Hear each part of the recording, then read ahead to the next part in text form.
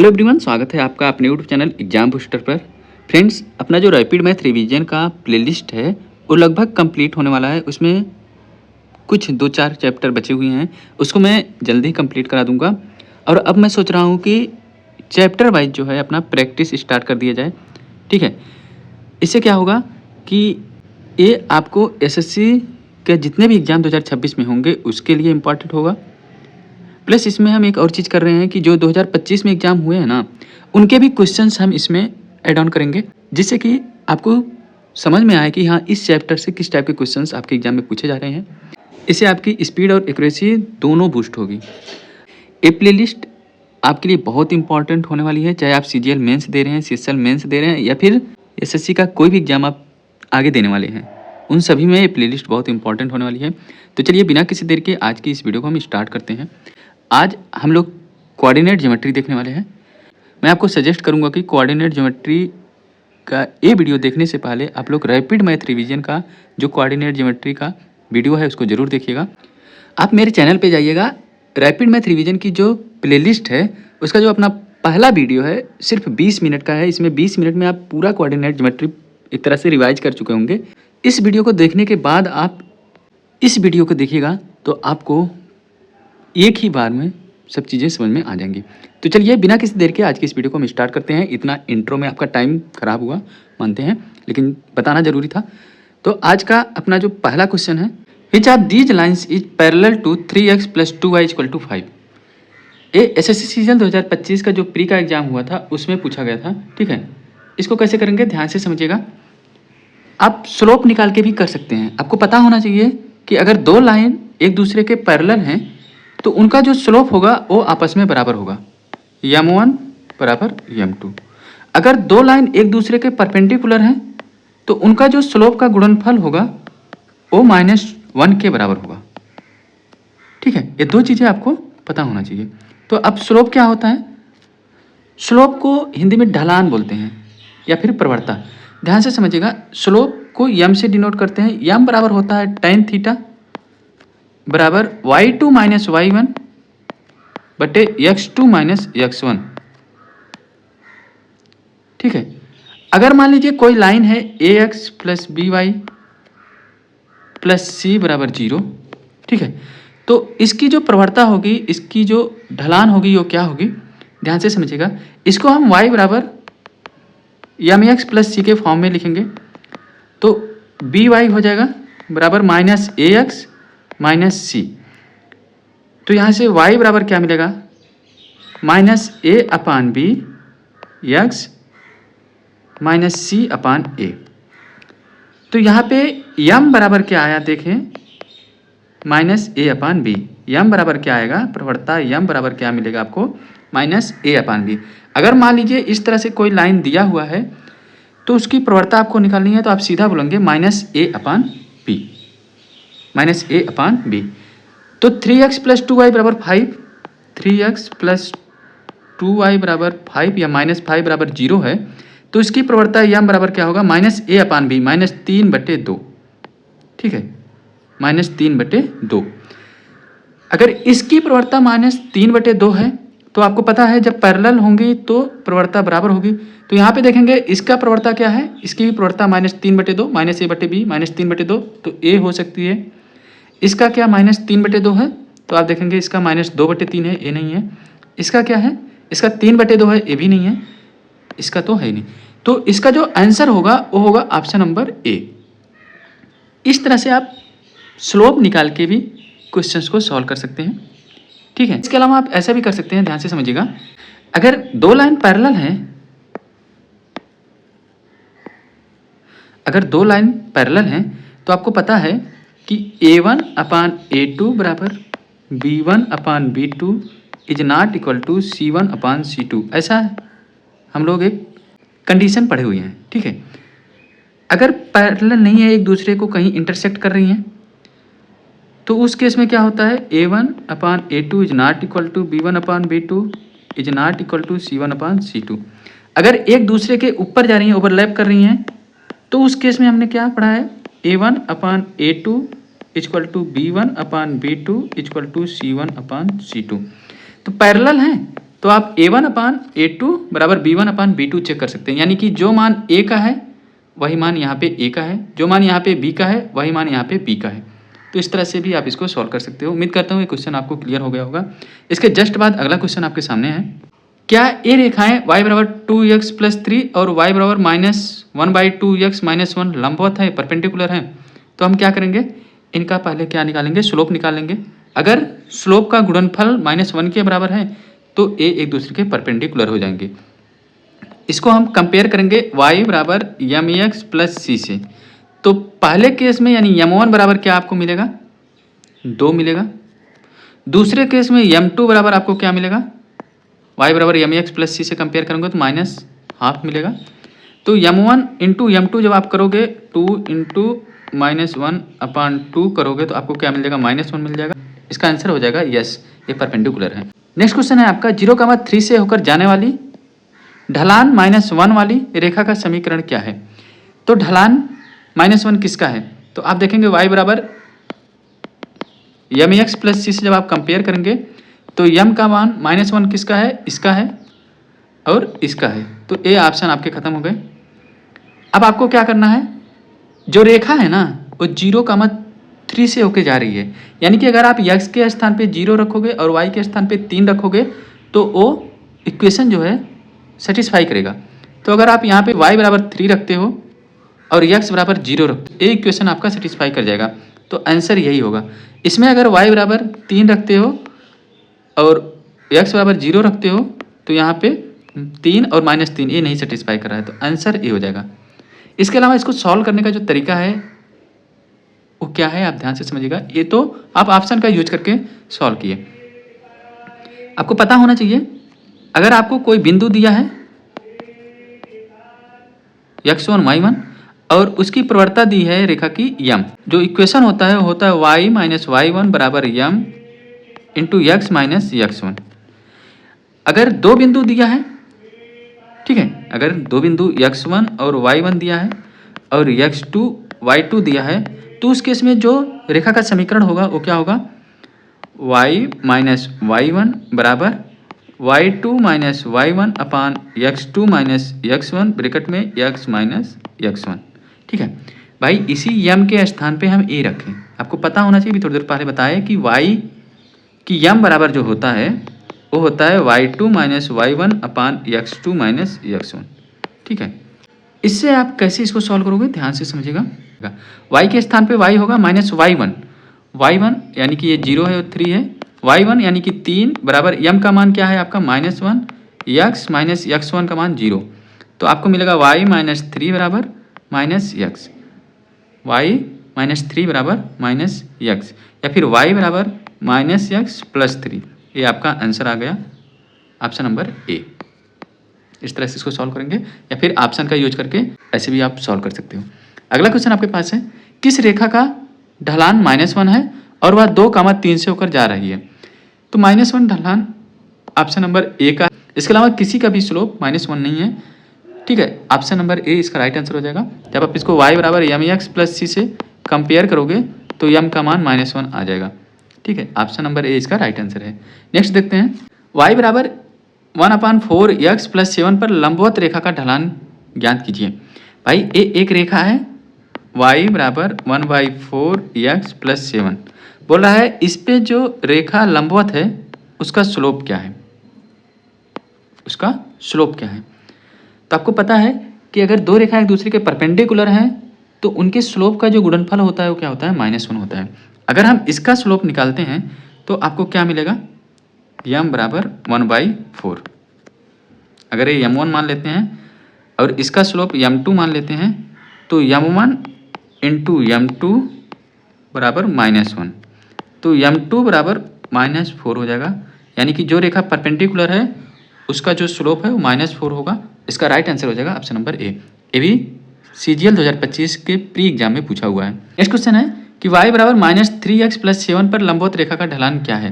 फिर से वही है कि ये कोई रेखा है y बराबर -3x + 7, इस पे एक लंबवत रेखा है, उसका स्लोप आपको बताना है। अगर मान लेते हैं इसका स्लोप m2 है और इसका स्लोप m1 है, तो इसका स्लोप m1 यानी कि -3 है, तो -3 × m2 बराबर -1 होगा। ठीक है, तो m2 बराबर क्या हो जाएगा 1/3। आंसर हो जाएगा ऑप्शन नंबर डी।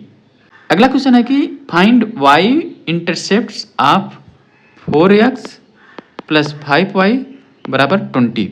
ध्यान से समझिएगा, अगर आपसे y इंटरसेप्ट पूछ रहा है तो x बराबर 0 हो जाएगा। अगर आपसे x इंटरसेप्ट पूछ रहा है तो y बराबर 0 हो जाएगा। तो यहाँ पे y इंटरसेप्ट पूछा है तो आप इसमें x बराबर 0 रख दो। जब x बराबर 0 रखोगे तो ये 0 हो जाएगा, प्लस 5y बराबर 20, y बराबर 5 चौक 20। इसका आंसर क्या आएगा? Option number B 4। Next question में आप देख रहे हैं यहाँ पे x इंटरसेप्ट पूछा है। x इंटरसेप्ट जब आप पूछेगा तो वहाँ पे हम क्या रखेंगे? y बराबर 0। जब यहाँ पे y बराबर 0 रखोगे तो आपको मिलेगा 3x बराबर 12, x बराबर आपको मिलेगा 4। आंसर 4। वह बिंदु ज्ञात कीजिए जहाँ y बराबर 5x माइनस 10 x अक्ष को प्रतिच्छेद करता है। x अक्ष को प्रतिच्छेद करता है तो इसका मतलब y जो होगा वो 0 होगा। y 0 कहाँ है? यहाँ पे है, यहाँ पे है। ये दोनों ऑप्शन खत्म। जब y बराबर 0 यहाँ पे आप रखोगे तो 0 बराबर 5x माइनस 10 यानी कि 5x बराबर 10, x बराबर 2, x बराबर 2 और y बराबर 0। x बराबर 2, y बराबर 0 आप देखेंगे इसमें है तो ये आपका राइट आंसर हो जाएगा, ये खत्म हो जाएगा। ठीक, y बराबर 2x प्लस 1 और y बराबर माइनस x प्लस 4, इसका हल क्या है? यानी कि इसको सॉल्व करना है, x और y का मान निकालना है। तो यहाँ पे y बराबर 2x प्लस 1 है, यहाँ पे y बराबर माइनस x प्लस 4 है, यानी कि ए भी y है, ए भी y, इन दोनों को आपस में बराबर कर दो।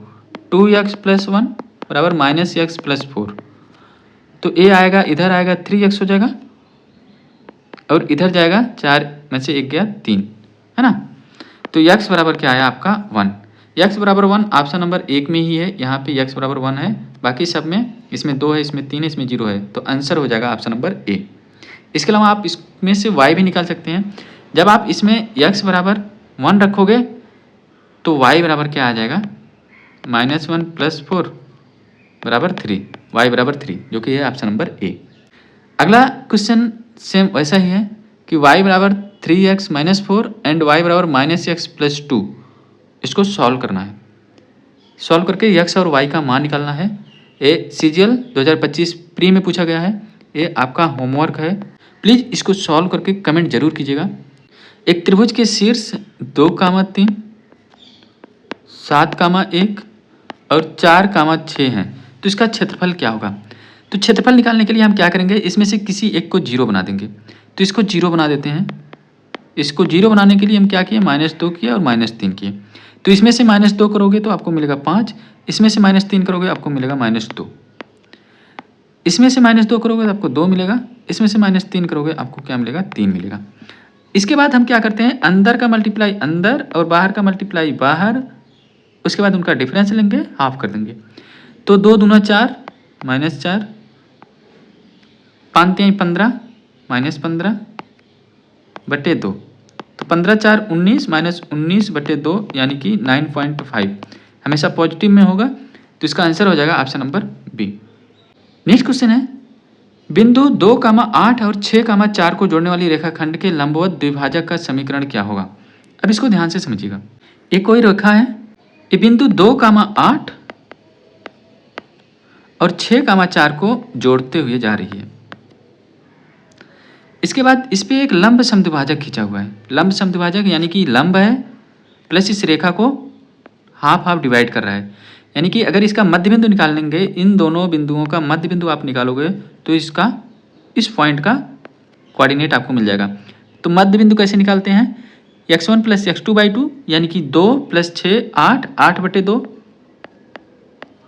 8, उसके बाद y1 प्लस y2/2 8 4 12 बटे 2 यानी कि 12 बटे 2 यानी कि 6, यानी कि इसका जो निर्देशांक आया वो क्या आया? 4, 6।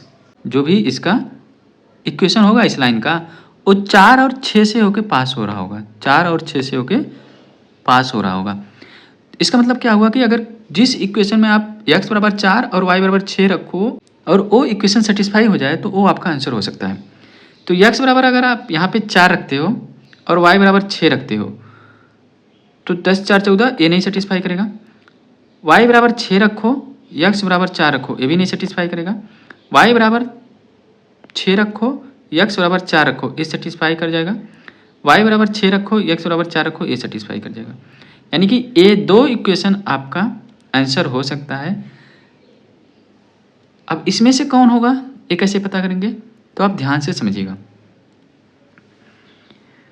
अगर हम बोलें कि भाई इस रेखा की प्रवणता आप निकाल सकते हो क्या, तो आप बोलोगे हाँ। मैं बोलूँगा कैसे, आप बोलोगे भाई यहाँ पे x1 y1 दिया हुआ है, यहाँ पे x2 y2 दिया हुआ है, ठीक है। तो यम बराबर हमें पता है कि y2 माइनस y1 यानी कि 4 माइनस 8 बटे x2 माइनस x1 यानी कि 6 माइनस 2। तो ऊपर आएगा -4, नीचे आएगा 6 में से 2 गया 4, यानी कि इसकी जो प्रवणता है वो 1 है। इस रेखा की जो प्रवणता है वो क्या है, -1 है। जब इसकी प्रवणता -1 है तो इसकी प्रवणता क्या होगी भाई, एक दूसरे के परपेंडिकुलर हैं। जब परपेंडिकुलर होते हैं तो उनकी स्लोप का जो गुणनफल होता है वो -1 के बराबर होता है। अगर हम इस वाली रेखा की प्रवणता m2 मान लेते हैं, इंटू m1 कितना है, -1 है, इनका जो गुणनफल होगा -1 होगा यदि ये परपेंडिकुलर है। तो -1 से -1 खत्म, यानी कि m2 का मान 1 आएगा। तो अब इसमें ऑप्शंस में हम चेक करेंगे कि किसकी प्रवणता 1 है। तो आप देखेंगे इसकी प्रवणता -1 है, इसकी प्रवणता 1 है, तो आंसर होगा ऑप्शन नंबर डी, ए वाला, ठीक है। ट्रायंगल ABC में यदि A से भुजा BC तक एक शीर्षलंब AD खींचा गया, मान लीजिए एक ट्रायंगल है, ठीक है, ABC, यहाँ से एक शीर्षलंब AD खींचा गया,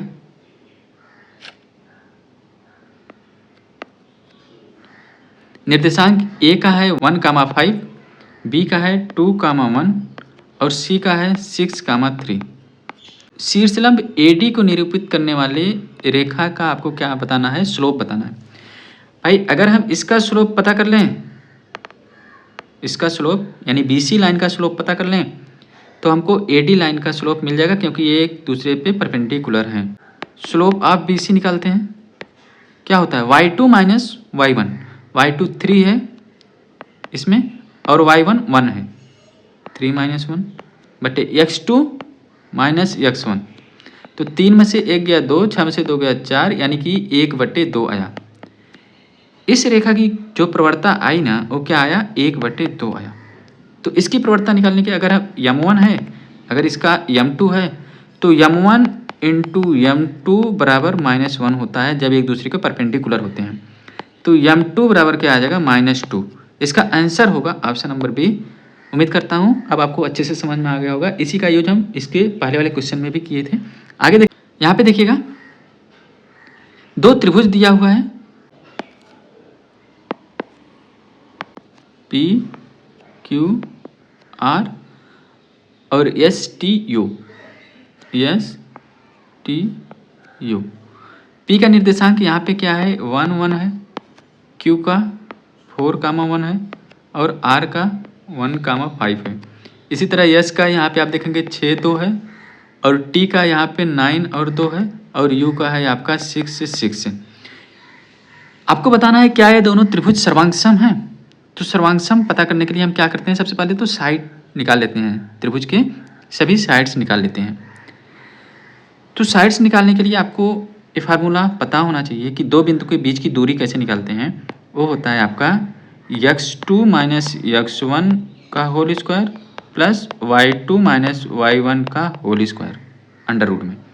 तो यहाँ पे अगर आप QP देखेंगे तो क्या आएगा, x1 और x2 का डिफरेंस आप देखेंगे, यहाँ पे 4 है, यहाँ पे 1 है, यहाँ पे 4 है, यहाँ पे 1 है, इनका जो डिफरेंस है वो क्या है, 3। 3 का स्क्वायर आप करोगे 9, यहाँ पे मिलेगा 9 प्लस y2 माइनस y1 यानी इसका डिफरेंस आप देख रहे हैं 0, तो 9 आया, अंडर रूट 9 आया, इसका मतलब ये 3 आया, इसकी दूरी जो है वो 3 है। इसी तरह इसका देखेंगे QR का, तो x1 और x2 का डिफरेंस आप देखेंगे, 4 में से 1 गया 3, 3 का स्क्वायर करोगे आपको मिलेगा 9 अंडर रूट 9 प्लस y2 और y1 का डिफरेंस आप देखेंगे, 5 में से गया 4, 4 का स्क्वायर करोगे तो आपको मिलेगा 16, यानी कि 16 9 25 रूट 25, इसका मतलब इसका जो डिस्टेंस आया वो क्या आया, 5 आया। इस तरह से PR जब आप निकालेंगे तो आपको क्या करना है, x1 और x2 का आप डिफरेंस देखेंगे, यहाँ पे 1 है, यहाँ पे भी 1 है, 1 1 डिफरेंस 0 हो जाएगा, खत्म हो जाएगा। इसके बाद अंडर रूट y2 और y1 का डिफरेंस आप देखेंगे, यहाँ पे 5 है, यहाँ पे 1 है, 5 में से 1 गया 4, 4 का स्क्वायर 16, 16 यानी कि 4, यानी कि पी आर का जो डिस्टेंस है, जो लंबाई है वो 4 है। ठीक इसी तरह इसका जब आप निकालेंगे एस टी का, तो आप देख रहे हैं यहाँ पे एस टी में 9 और 6 के डिफरेंस 3 आएगा, 3 3 त्रिक 9, रूट 9 हुआ, प्लस y1 और y2 का डिफरेंस 0 आएगा, यानी कि इसका डिस्टेंस 3 आ गया। इस तरह t और u का आप देखेंगे, 9 में से 6 गया 3, 3 त्रिक 9, प्लस 6 में से 2 गया 4, 4 16, 16 9 25 यानी कि 5 आया। इसका आप देखेंगे 6 6 में से 0, 6 में से 2 गया 4, 4 16 यानी कि इसका 4 आया। तो आप देख रहे हैं साइड से ये जो दोनों त्रिभुज हैं एक दूसरे के सर्वांग सम हैं। तो यस 22, यस यस यस, इसका आंसर हो जाएगा ऑप्शन नंबर ए। नेक्स्ट है, आप देखेंगे CGL 2020 मेंस में पूछा गया क्वेश्चन है, समीकरण का ग्राफ है आपका यहाँ पे दिया हुआ है 3x माइनस 20y बराबर 2, इसको कर दें। यहाँ पे है आपका 11x माइनस 5y बराबर माइनस 61। ए बी पर प्रतिच्छेद करते हैं, जो प्रतिच्छेद बिंदु होता है ना वो वही होता है जो इसका सल्यूशन होता है, यानी x और y का मान। तो आप यहाँ से x और y का मान निकाल लीजिएगा। इसको निकालने के लिए आप क्या करें, यहाँ पे इंटू 4 कर देंगे, तो आपको क्या मिलेगा, 11 चौक 44x माइनस 5 चौक 20y बराबर 4 एक कम 4 छंग 24, यहाँ पे प्लस, यहाँ पे माइनस, यहाँ पे प्लस, ये आपका खत्म हो जाएगा। 44 में से 3 गया तो आपको मिलेगा 41x माइनस में बराबर 246। x का मान क्या आया, -6। अब आप y का मान निकाल लीजिए, x के स्थान पे -6 रखेंगे तो यहाँ पे मिलेगा -18 माइनस 20y बराबर 2, माइनस 20y बराबर यहाँ पे 20, y का मान क्या आएगा -1, y का मान क्या आ गया -1, x का मान -6, y का मान -1, इसमें रख दो, यानी कि a आपका a आ गया, a आपका b आ गया। 6 36 प्लस 1 37 माइनस 6 बटे 6 36 माइनस 1 35 प्लस 6, यानी कि 37 में से 6 गया 31 बटे 41, 31 बटे 41 इस क्वेश्चन का राइट आंसर हो जाएगा option number B. 3x minus 2y बराबर 8, 4x प्लस 3y बराबर 5। ए बी पर प्रतिच्छेद करते हैं तो 2 प्लस a माइनस बी आपको बताना है। अब क्या करो, आप यहाँ पे x और y का मान निकालना है, तो इसमें 3 का गुणा कर दो, इसमें 2 का गुणा कर दो, तो हो जाएगा 3 त्रिक 9x माइनस 3 दूनी 6y बराबर 3 8 24, 2 चौक 8x प्लस 2 3 6y बराबर 2 5 10, एक खत्म, 9 8 17x बराबर 34, x बराबर आपको क्या मिल गया 2। जब x बराबर 2 मिल गया तो यहाँ पे रखोगे 6 माइनस 2y बराबर 8 माइनस 2y बराबर 2, y बराबर आपको क्या मिल जाएगा -1, x का मान 2, y का मान -1, इसमें रख दो, x यानी कि a है, a आपका b है, तो 2 प्लस a कितना है 2 माइनस b कितना है +1, 2 2 4 1 5, इसका आंसर हो जाएगा ऑप्शन नंबर डी। ठीक है, नेक्स्ट क्वेश्चन आप यहाँ पे देखिएगा, the area of the triangle formed by the graphs of 8x plus 3y equal to 24 and 2x plus 8 equal to y and the x axis. क्या बोला है कि भाई ये 2 लाइंस हैं जिनके समीकरण आपको दिए हुए हैं, ठीक है, और एक x एक्सिस है, इनके द्वारा जो ट्रायंगल बन रहा है उसका आपको एरिया बताना है। तो ये आपका x एक्सिस है और एक इक्वेशन मान लीजिए 2x plus 8 equal to y है, और दूसरा यहाँ पे है 8x plus 3y equal to 24 है। अब आप इसको कैसे सॉल्व करोगे, इसका एरिया कैसे निकालोगे, ध्यान से समझिएगा। जब ये x एक्सिस है ना तो y बराबर यहाँ पे क्या होता है 0 होता है, y बराबर क्या होगा यहाँ पे 0 होगा। अब x कैसे निकालेंगे, हम कोऑर्डिनेट पता कर रहे हैं, निर्देशांक पता कर रहे हैं, तो x एक्सिस है, अगर y बराबर 0 है, जब आप यहाँ पे y बराबर 0 रखोगे इस इक्वेशन में तो आपको क्या मिलेगा 2x प्लस 8 बराबर 0, 2x बराबर -8, x बराबर -4, यानी कि a आपका मिल गया -4, 0। अब इसी तरह इसको निकालोगे, इसमें y बराबर जब आप 0 रखोगे तो आपको मिलेगा 8x प्लस 0 बराबर 24, x बराबर 3, यानी कि a आपको 3 मिल गया। a 3,0 होगा, a पॉइंट जो है -4,0 होगा। अब a पॉइंट अगर आप निकाल लोगे तो आप उस कॉन्सेप्ट का यूज कर लोगे जहाँ पे आपको 3 निर्देशांक दिए होते हैं और उस ट्रायंगल का आप एरिया निकाल पाते हो, तो वैसा करके आप इसको निकाल पाओगे। तो इसका निर्देशांक निकालने के लिए आपको क्या करना है, इन दोनों इक्वेशन को सॉल्व करना है। तो चलिए सॉल्व करते हैं। ये है आपका 8x प्लस 3y बराबर 24 और दूसरा है 2x प्लस 8 बराबर y। तो हम क्या करेंगे, इसमें 4 का मल्टीप्लाई कर देंगे, तो 4 दूना 8x माइनस 4y बराबर 4 32। इसी को सॉल्व करने के यहाँ पे माइनस प्लस प्लस एक खत्म, 4 3 7y बराबर 4 2 6 56, यानी कि y का मान क्या आया 8 आया। y का मान यहाँ पे क्या आया 8 आया। x का मान क्या आएगा, आप इस इक्वेशन में y बराबर 8 रखोगे तो x का मान आपको 0 मिल जाएगा। अब आपके पास 3 बिंदु हैं और इन तीनों बिंदु का यूज करके इस ट्रायंगल का आपको एरिया निकालना है। तो ध्यान से समझिएगा, इसको सॉल्व करेंगे, इसको उठा के हम कहाँ कर दें, यहाँ कर देते हैं, ठीक है। अब ध्यान से समझिएगा, एक बिंदु है 3,0, दूसरा बिंदु है -4,0 और तीसरा बिंदु है आपका 0,8। आपको क्या करना है, किसी एक को 0 बना देना। मान लो हम इसको 0 बना देते हैं। इसको 0 बनाने के लिए यहाँ पे +4 करना होगा, ठीक है, यहाँ पे 0। तो +4 आप करोगे तो यहाँ पे मिलेगा 7,0, यहाँ पे +4 करोगे तो आपको क्या मिलेगा 0,0, यहाँ पे करोगे तो आपको क्या मिलेगा 4,8। अब इन दोनों का यूज करके आपको एरिया निकाल देना है। मैंने बताया है कि अंदर का गुणा अंदर करोगे, बाहर का बाहर करोगे, हाफ कर दोगे। तो अंदर का गुणा अंदर करोगे तो 4 शून्य 7 8 56, यानी कि 56/2 28। इसका आंसर आ जाएगा 28, ऑप्शन नंबर ए। उम्मीद करता हूँ आपको ये बहुत अच्छे तरीके से समझ में आया होगा। ये CGL मेंस 2020 में पूछा गया क्वेश्चन था। एक और क्वेश्चन इस पर देखते हैं। क्वेश्चन है आपका 2x प्लस 5y माइनस 12 और x प्लस वाई बराबर 3 और y बराबर 0 के ग्राफ द्वारा बनाए गए त्रिभुज का क्षेत्रफल क्या है। तो ध्यान से समझिएगा, ये y बराबर 0 है, ठीक है, y बराबर 0 है। इसका मतलब अगर यहाँ पे कोऑर्डिनेट देखेंगे तो यहाँ पे y बराबर 0 है, x आपको निकालना होगा। यहाँ पे y बराबर 0 दिया है, x आपको निकालना है। दो इक्वेशन है आपका कौन कौन सा, 2x प्लस 5y बराबर 12 और दूसरा इक्वेशन है x प्लस वाई बराबर 3। अब यहाँ पे जब आप y बराबर 0 रखोगे तो x बराबर आपको 3 मिलेगा। जब इसमें आप y बराबर 0 रखोगे, इस इक्वेशन में y बराबर 0 रखोगे तो आपको x बराबर 6 मिलेगा। दो कोऑर्डिनेट आपको मिल गया। तीसरा कोऑर्डिनेट निकालने के लिए आपको इन दोनों इक्वेशन को सॉल्व करना है। पहला इक्वेशन है 2x प्लस 5y बराबर 12, दूसरा इक्वेशन है x प्लस वाई बराबर 3। इसमें 2 का गुणा कर दोगे, 2x प्लस 2y बराबर 6।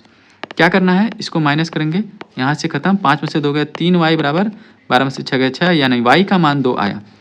y का मान आपको क्या मिल गया 2। y का मान 2 है तो x का मान आपको क्या मिल जाएगा, इसमें रखोगे y बराबर 2 तो x बराबर 1 मिल जाएगा।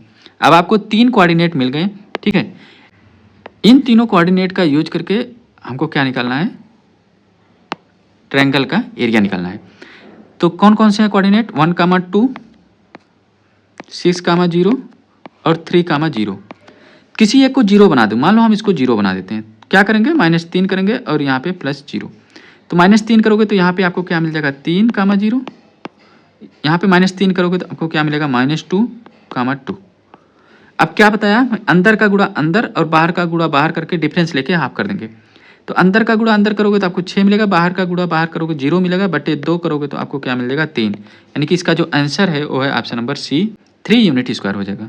क्वेश्चन है कि रेखा y बराबर 3 में बिंदु 5, यहाँ पे -3 है, 5 -3 का प्रतिबिंब क्या है।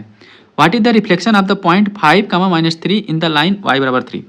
भाई ए आपका x एक्सिस है, ए आपका y एक्सिस है और y बराबर 3 जो रेखा है वो यहाँ पे है, ठीक है। अब 5, -3 बिंदु कहाँ पे मिलेगा, तो भाई x 5 जाना है और y -3 जाना है, तो ये बिंदु आपको यहाँ पे मिलेगा 5, -3। आप यहाँ देखेंगे y बराबर 3 से कितना दूरी पे है, तो भाई -3 यहाँ चला है, 3 यहाँ चला है, 6, टोटल 6 दूरी है, टोटल 6 यूनिट की दूरी पर है। तो यहाँ से आपको 6 यूनिट की दूरी पर इधर जाना होगा, है ना, 6 यूनिट की दूरी पर इधर जाना होगा। तो आप देख रहे हैं यहाँ से x बराबर तो 5 रहेगा ही रहेगा, सेम ही रहेगा, लेकिन y बराबर क्या होगा, तो y जब आप देखेंगे तो ना इस x एक्सिस से देखेंगे आप y का मान, तो 3 इधर है, 6 इधर आएगा, 9 आएगा, यानी कि 5, -3 का जो प्रतिबिंब बनेगा, रिफ्लेक्शन बनेगा y बराबर 3 के दूसरी साइड, वो बनेगा 5, 9। इसका आंसर हो जाएगा ऑप्शन नंबर सी। अगला क्वेश्चन आपका है CGL 2020 मेंस में पूछा गया है, रैखिक समीकरण का ग्राफ 4x - 2y बराबर 10, 4x + ky बराबर 2 एक बिंदु a, 4 पर प्रतिच्छेद करता है, तो k का मान किसके बराबर होगा। ये आपका है 4x - 2y बराबर 10, दूसरा है आपका 4x + ky बराबर 2। a, 4 यानी कि x का मान a है तो y का मान 4 है, पर प्रतिच्छेद करते हैं तो k का मान, तो भाई y के स्थान पे 4 रखते हो सबसे पहले तो, या इसको सॉल्व कर लेते हैं, इसको माइनस करेंगे, ये खत्म हो जाएगा, तो आपको मिलेगा क्या, -2 + k × y बराबर 10 में से 2 गया 8। ठीक है, तो यहाँ पे y बराबर आपको क्या मिलेगा, 8/-2 + k, y के स्थान पे 4 रख दो यहाँ से, तो यहाँ पे हो जाएगा आपका 4 बराबर 8/- ब्रैकेट में 2 + k, 4 एक कम 4 दूना 8, यहाँ पे 2 हो गया, आपको मिलेगा -2 - k बराबर 2, -k बराबर इधर जाएगा 4, k बराबर आपको क्या मिलेगा, -4। इसका आंसर हो जाएगा option number B. Next question आपके पास है यहाँ पे, केंद्र 1, -2 और त्रिज्या 4 सेंटीमीटर के साथ वृत्त का समीकरण क्या होगा। तो अब हम सर्कल के बारे में थोड़ा सा जान लेते हैं। ठीक है, जो सर्कल होता है इसका जो इक्वेशन होता है वो क्या होता है, अगर इसका केंद्र A और B है, त्रिज्या R है, ठीक है, अगर ये बिंदु x, y है, x, y से होके ये सर्कल पास हो रहा है, तो उस केस में जो इक्वेशन होता है सर्कल का वो होता है आपका x - a का whole square plus y - b का होल स्क्वायर बराबर r स्क्वायर। ठीक है, तो आपको मिलेगा x² + y² बराबर r²। ये 2 इक्वेशन आपका है सर्कल का। ठीक है, अब स्टैंडर्ड इक्वेशन अगर हम सर्कल का बोलें तो क्या होगा, ये सब चीज़ें हम आपको रैपिड मैथ रिवीजन के कोऑर्डिनेट ज्योमेट्री में सब चीज़ें बता चुके हैं। तो आप उस वीडियो को अगर देख के इस वीडियो को देखोगे तो आपको ये सब चीज़ें समझने की ज़रूरत ही नहीं पड़ेगी, वहाँ पे सब चीज़ें अच्छे से समझाई हुई हैं। ठीक है, स्टैंडर्ड इक्वेशन आपका सर्कल का होता है x² + y² + 2gx + 2fy + c बराबर 0, जहाँ पे सेंटर जो होता है वो क्या होता है, -g, -f, और r जो होता है यानी कि रेडियस जो होता है वो होता है √g² + f² - c। सर्कल में कोऑर्डिनेट ज्योमेट्री में बस इतनी ही चीज़ें आपको ध्यान देनी है। अब यहाँ पे इस क्वेश्चन को हम सॉल्व करते हैं, तो इसको सॉल्व करने के लिए आपको क्या करना है, ध्यान से समझिएगा। यहाँ पे आपको केंद्र दिया है 1, -2 और रेडियस दिया है आपको कितना, 4 सेंटीमीटर। तो इक्वेशन होता है x - a का whole square plus y - b का होल स्क्वायर बराबर r²।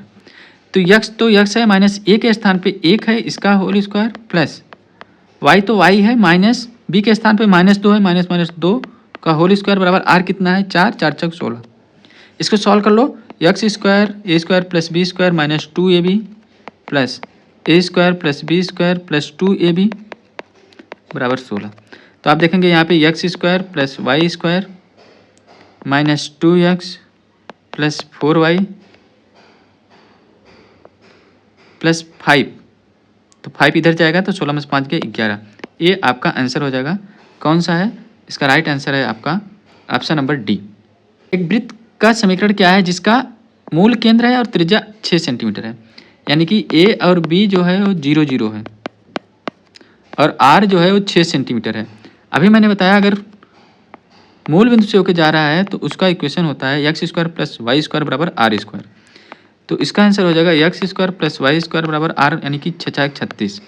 ये कहाँ पे है, ऑप्शन नंबर डी। इसका राइट आंसर हो जाएगा ऑप्शन नंबर डी। ध्यान से देखिएगा, इंग्लिश में आप देखिएगा, the graph of the equation x minus 7y बराबर minus 42 intersects the y axis. Y axis पे अगर इंटरसेक्ट कर रहा है तो एक्स बराबर 0 होगा, ठीक है। At P comma A B, यानी कि पी कामा ए बी में वाई एक्सिस पे इंटरसेक्ट कर रहा है, इसका मतलब एक्स बराबर 0 है, तो एक्स बराबर 0 हो जाएगा। जब एक्स बराबर 0 आप इस इक्वेशन में रखोगे तो आपको वाई बराबर क्या मिलेगा, 6 मिलेगा, यानी कि पी ए बी का मान आ गया 0 6। सेम इसी तरह आगे क्या बोल रहा है, and the graph of 6x plus y minus 15 बराबर 0 इंटरसेक्ट्स द एक्स एक्सिस। जब एक्स एक्सिस को इंटरसेक्ट कर रहा है इसका मतलब वाई बराबर क्या होगा, 0 होगा, यानी कि क्यू कामा सी डी एक्स एक्सिस पे इंटरसेक्ट कर रहा है, इसका मतलब वाई बराबर क्या होगा, 0 होगा। जब वाई बराबर 0 यहाँ पे रखोगे तो आपको एक्स का मान मिल जाएगा। वाई बराबर 0 आप रखोगे तो यहाँ से क्या मिलेगा, 6x बराबर 15, यानी कि एक्स बराबर 15/6, एक्स बराबर 15/6। इसको 3 से काटोगे, 3 दूना अच्छा, 3 पचे 15, यानी कि 5/2 कामा 0। अब इसी को हम इसमें रख देंगे, अपना आंसर आ जाएगा 0 प्लस 6 प्लस 5/2 प्लस 0, 6 दूनी 12 5 17/2, इसका क्या हो जाएगा, राइट आंसर हो जाएगा option number A.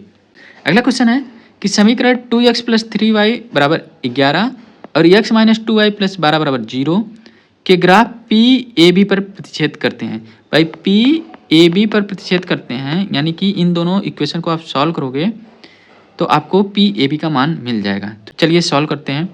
2x plus 3y बराबर 11 है, यहाँ पे अगर इसमें 2 का मल्टीप्लाई कर देंगे तो आपको क्या मिलेगा, 2x माइनस 4y बराबर माइनस 12 दूनी 24 माइनस प्लस प्लस खत्म, 4 3 7y बराबर 35, y बराबर आपको क्या मिलेगा 5, y का मान 5 मिल गया तो x का मान क्या हो जाएगा, 5 3 15, इधर जाएगा -4, x का मान -2, x का मान आपको -2 मिल जाएगा।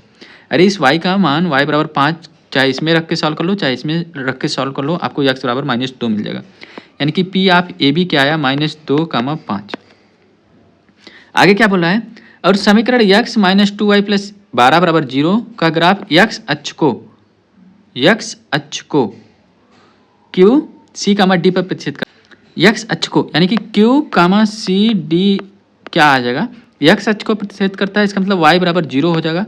जब y बराबर 0 आप यहाँ पे रखोगे तो x बराबर क्या आपको मिलेगा, x बराबर -12 मिलेगा।